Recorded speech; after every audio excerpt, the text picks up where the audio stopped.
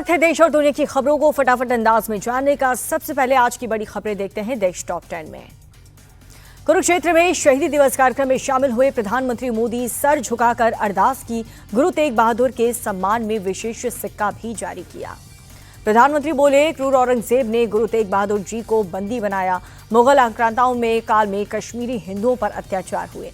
प्रधानमंत्री मोदी ने फिर से नए भारत की ताकत बताई। कहा कि नया भारत न रुकता है, न डरता है और न ही झुकता है।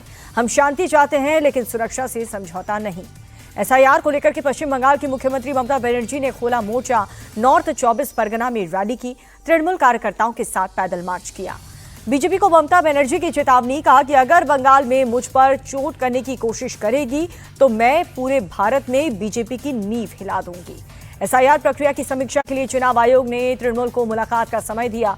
28 नवंबर को मीटिंग के लिए चुनाव आयोग के दफ्तर बुलाया है। संसद के शीत सत्र से पहले 30 नवंबर को सरकार ने बुलाई सर्वदलीय बैठक। सदन की सुचारू कार्रवाई के लिए विपक्ष को साधने की कोशिश। 1 दिसंबर से सत्र शुरू हो जाएगा। दिल्ली ब्लास्ट और टेरर मॉड्यूल मामले में एक्शन तेज हुआ। बीती रात मुजम्मिल को लेकर के फरीदाबाद के धौज और फतेहपुर टगा गांव पहुंची एनआईए की टीम। नक्सली कमांडर हिडमा का समर्थन करने वालों को खिलाफ दिल्ली में प्रोटेस्ट। इंडिया गेट पर आए लोग बोले, नक्सल सोच का समर्थक कतई बर्दाश्त नहीं। बंगाल की खाड़ी में मिसाइल परीक्षा की संभावना है। परीक्षण की जहां पर 6 से 8 दिसंबर के लिए भारत ने 1400 किलोमीटर के दायरे में नोटिस टू एयर मिशन जारी किया है। उत्तर प्रदेश से जुड़ी खबरें आपको दिखाते हैं यूपी टॉप 10 में।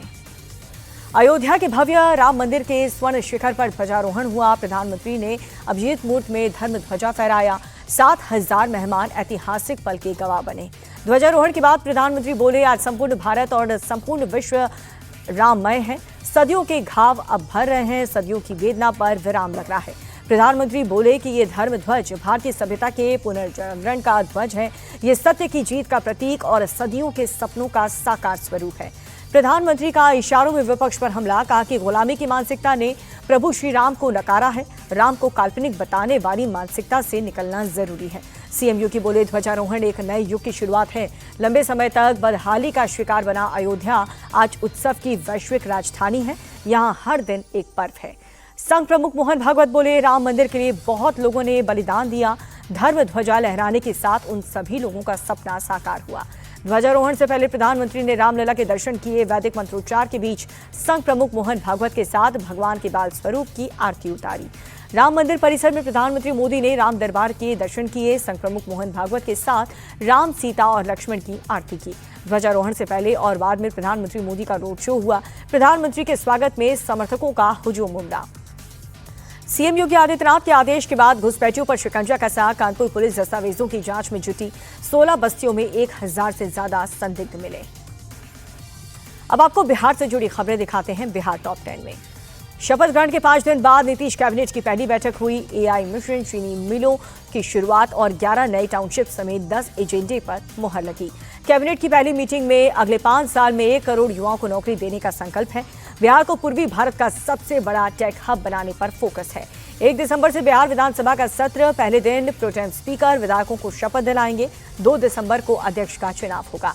चार्ज लेते ही सम्राट चौधरी की अपराधियों को चेतावनी। कहा कि अपराध के खिलाफ कोई भी ढील नहीं है। कोर्ट का आदेश होता तो अपराधियों के घरों को बुलडोजर से हिला देते। सम्राट चौधरी बोले, 400 माफियाओं की पहचान हो चुकी है। कोर्ट के ऑर्डर पर संपत्ति जब्त होगी। सोशल मीडिया पर गाली देने वालों पर भी एक्शन लिया जाएगा। एंटी रोमियो स्क्वाड भी बनेगा। दिलीप जायसवाल ने उद्योग मंत्रालय का कार्यभार संभाला। चार्ज लेने के बाद बोले, बिहार में निवेश के भरपूर अवसर, चुनौती को अवसर में बदलना मेरा स्वभाव। बिहार के नए कृषि मंत्री रामकृपाल यादव ने भी पदभार संभाला। कहा कि डबल इंजन की सरकार में किसानों की स्थिति और भी ज्यादा बेहतर करने का संकल्प है। बिहार चुनाव में करारी हार पर 27 नवंबर को दिल्ली में कांग्रेस का मंथन। पार्टी मुख्यालय में बिहार कांग्रेस के नेताओं के साथ केंद्रीय नेतृत्व हार की समीक्षा करेगा। लालू परिवार को एक और बड़ा झटका लगा। राबड़ी देवी को 10 सर्कुलर रोड वाला बंगला खाली करना होगा। होर्डिंग रोड के दूसरा बंगला आवंटित किया गया। बिहार में योगी मॉडल की तर्ज पर बुलडोजर एक्शन जारी है। पटना से समस्तीपुर और आरा से लखीसराय तक ध्वस्तीकरण की कार्रवाई। सड़क किनारे से अवैध कब्जे हटाए जा रहे हैं। देश की बाकी राज्य की खबरें आपको दिखाते हैं राज्य टॉप 10 में। फरीदाबाद टेरर मॉड्यूल के से कनेक्शन के बाद हरियाणा के नूंह में बड़ा सर्च ऑपरेशन चलाया जा रहा है। रोहिंग्या बस्ती में पुलिस ने घर घर की तलाशी ली।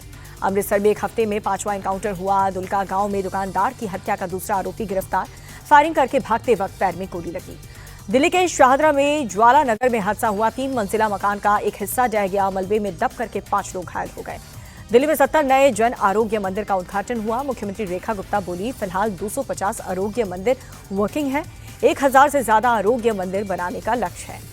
असम के मुख्यमंत्री हिमंता बिस्वा शर्मा का विधानसभा में बड़ा खुलासा। कहा कि जुबिन गर्ग की मौत हादसा नहीं, मर्डर था। दोषी को सजा जरूर मिलेगी। कर्नाटक में सरकारी अधिकारियों पर लोकायुक्त की ताबड़तोड़ रेड। मांड्या में मैसूर तक 10 जिलों में छापेमारी। भारी मात्रा में जेवर, कैश और प्रॉपर्टी के पेपर्स भी मिले। पारंपरिक रस्मों के साथ बद्रीनाथ धाम के कपाट सर्दियों के लिए बंद हुए। 4 धाम यात्रा का औपचारिक समापन हुआ। आखिरी दिन 12 क्विंटल फूलों से सजा मंदिर। दिल्ली एनसीआर में प्रदूषण की बढ़ती मार। कई इलाकों में AQI 400 के पार। मुंबई में भी सांसों पर संकट है। शहर के कई इलाकों में स्मॉग की परत छाई। राजस्थान के नागौर में स्कूल बस और बुलेरो की टक्कर। बस ने 50 फीट दूर तक पलटी खाई।